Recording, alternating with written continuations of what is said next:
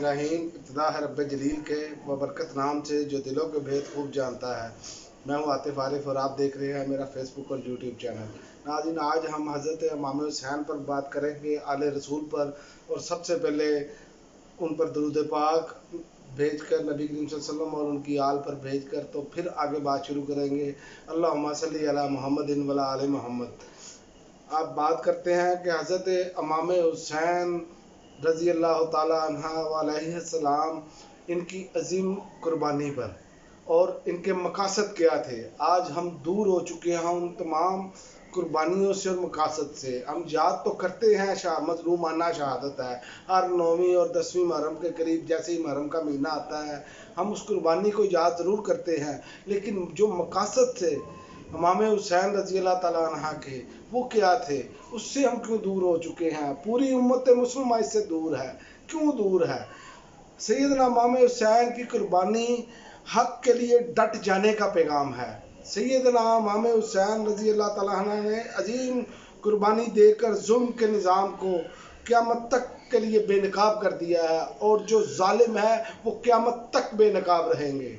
और उन्होंने बताया कि जुल्म है क्या, हाकिम वक्त का काम क्या है। असल चीज़ें उन्होंने ये बयान की। अहले बैत ने जिस मकासद के लिए ये कुर्बानियाँ दी, आज हम उससे क्यों दूर हैं। इमाम हुसैन रज़ी अल्लाह ताला अन्हु का असल मकसद उम्मत को ये तरगीब देना था कि जालिम कितना भी ताकतवर क्यों ना हो, उसके खिलाफ कलमा हक बुलंद करना चाहिए। आज हम कहाँ खड़े हैं, तमाम उम्मत मुसलमान में देख लें, तमाम उम्मत मुसलमान के ममालिक देख लें, जहाँ पर जुल्म हो रहा है वहाँ पर कितने लोग हक पर खड़े होते हैं। हक पे खड़े होना ही हुसैनियत है। हक ही हुसैन है। हुसैन हक का नाम है। हज़रत हुसैन जो है उन्होंने ये साबित किया कि ताकतवर कितना ही क्यों ना हो, उसके खिलाफ आवाज़ उठाई जाए। ज़रूरी नहीं है कि आपने तलवार के साथ ही आवाज़ उठानी है। इमाम हुसैन रज़ी अल्लाह ताला अन्हा ने हत्ते निकले अपनी आल औलाद के साथ, जुल्म के खिलाफ आवाज़ बुलंद की, लेकिन देखा कि सामने फ़ौजें कितनी ताकतवर थी, सब कुछ था, लेकिन इमाम हुसैन ने उन पर कोई कंप्रोमाइज़ नहीं किया। उन्होंने कहा कि मैं हक़ के साथ खड़ा हूँ और हक़ के साथ ही खड़ा रहूँगा। और ये बात याद रखेंगे, मुसलमान ही नहीं मिसाल देते, ये गैर मुस्लिम भी मिसाल देते हैं कि इमाम हुसैन ने जिस तरह की कुर्बानी दी, ये इसकी कोई मिसाल नहीं मिलती।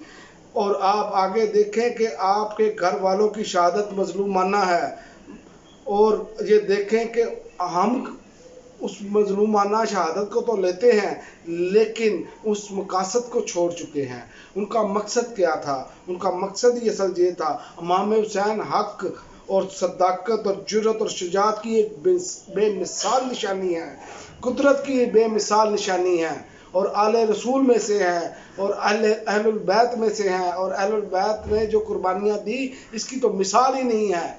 और हमारा मसला क्या है कि हम उससे बहुत दूर जा चुके हैं। उन्होंने ये बात बताई कि जो इन तारीख़ इंसानी में किसी ने नहीं बताई। रसूलुल्लाह सल्लल्लाहु अलैहि वसल्लम और सहाबाए किराम खुलफाए राशिदीन के जाने के बाद एक जो निज़ाम बदलता हुआ नज़र आया, उनको जो सुन्नत से हट चुका था, उस पर आपने बताया कि लोगों के साथ जुल्म और नाइंसाफ़ी हो रही है, इसके ख़िलाफ़ खड़े होना चाहिए। उन्होंने लोगों की आवाज़ पर लब्बैक कहा और कहा कि जालिम का जुल्म रोकना चाहिए। यही असल बात है कि आप खुशामदी और जो मनफी कल्चर है उसके इंतहाई मुखालिफ थे, और आप डट जाने वाले थे।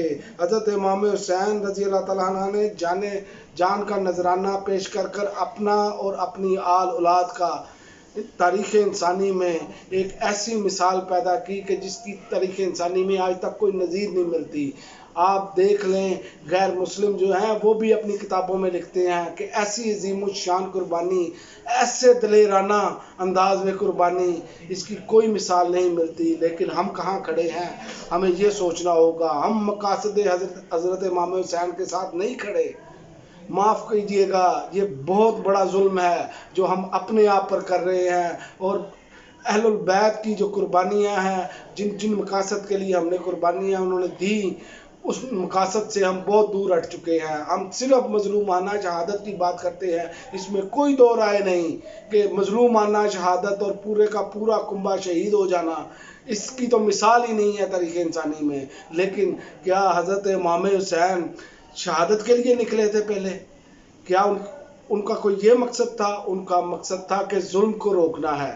جو ظلم کا بازار سرگرم ہے اس کے لیے کھڑے ہونا ہے. آج ہم اپنی طرف دیکھیں، ہم کتنا کو ظلم کے خلاف کھڑے ہوتے ہیں. ہمارے سامنے کو بے شمار مثالیں. ہم دوسرے ممالک کی بات نہیں کرتے، صرف پاکستان کی ہی آپ بات کر لیں. پاکستان میں ظلم و بربریت کا ایک نظام برپا ہے، وہ آپ کے سامنے ہے. یہ اس یونیورسٹی کا جو واقعہ پیش آیا، طالبات کی جو ویڈیوز ہیں نازیبہ، کیا ہوا؟ اس پر کچھ ایکشن ہوا؟ کیا اس پہ کوئی عمل درآمد ہوا؟ کیا وہ جو ایم این اے جس کے بیٹے کا نام آ رہا ہے، کیا وہ نشان عبرت بنا؟ نہیں بنا. کیا نظام انصاف حرکت میں آیا؟ نہیں آیا.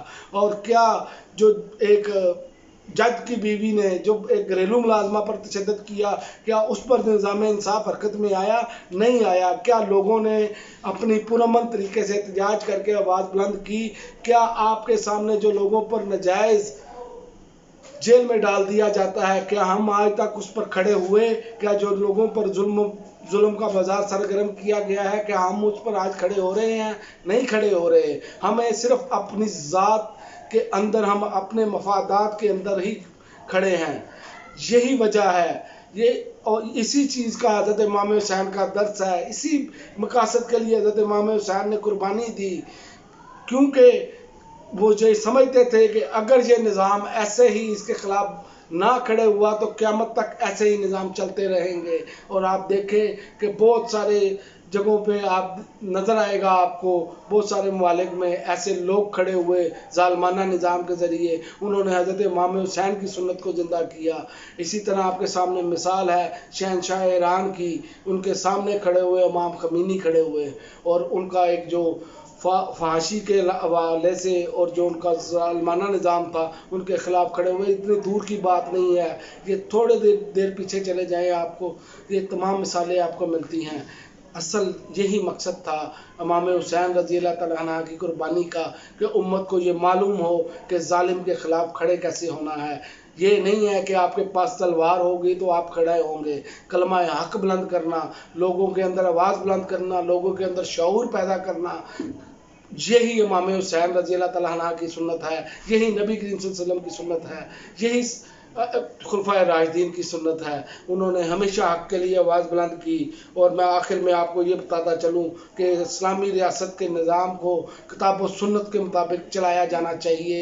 یہی امام حسین رضی اللہ تعالیٰ عنہ کا طریقہ ہے، یہی ان کی سنت ہے، یہی اہل البیت کی سنت ہے. اور نبی کریم صلی اللہ علیہ وسلم نے فرمایا، دو جگہ پر مختلف روایات ملتی ہیں. ایک روایت ملتی ہے کہ میں تم میں دو چیزیں چھوڑے جا رہا ہوں، ایک اللہ کی کتاب اور دوسری میری سنت. اور ایک اور روایت میں ملتا ہے میں تم میں دو چیزیں چھوڑ کر جا رہا ہوں، ایک اللہ کی کتاب اور دوسرے میرے اہل البیت.